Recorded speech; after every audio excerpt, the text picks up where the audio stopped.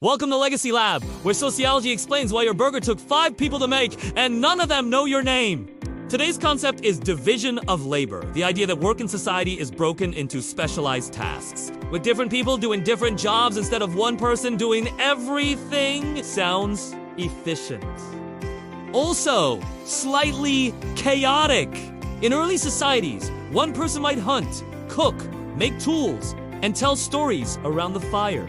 Fast forward to modern society, and suddenly, one person flips the burger, one person bags the fries, one person designs the logo, one person runs payroll, and one person writes an angry Yelp review. That is division of labor in action. Sociologist Émile Durkheim said, "Division of labor increases efficiency and productivity. When people specialize, they get really good at one task. Surgeons do surgery. Pilots fly planes. Baristas remember your order better than your own family does." But Durkheim also warned that this system can backfire. Because when everyone focuses on just one tiny task, people can feel disconnected from the final product. You tighten the same bolt all day, but you never see the finished machine. You answer emails, but you don't know what the company actually does. Congratulations!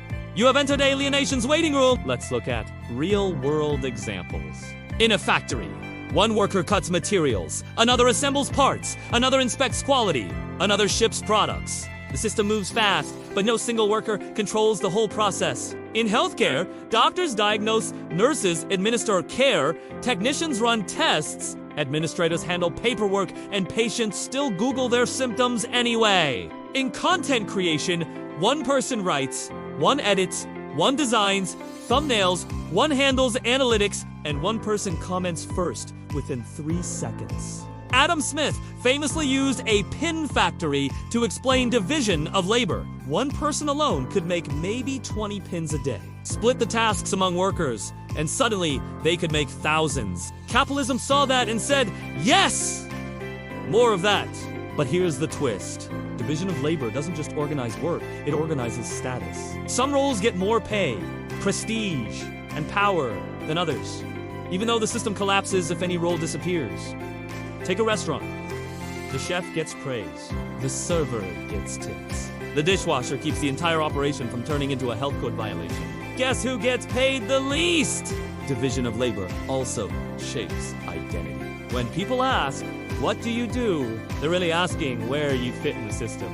Your job becomes your label, your value, your personality at family gatherings.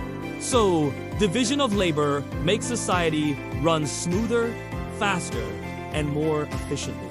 But it can also create inequality, boredom, and disconnection if people feel like replaceable parts instead of meaningful contributors. That's the trade-off. Like and subscribe before your job gets divided into 3 unpaid internships.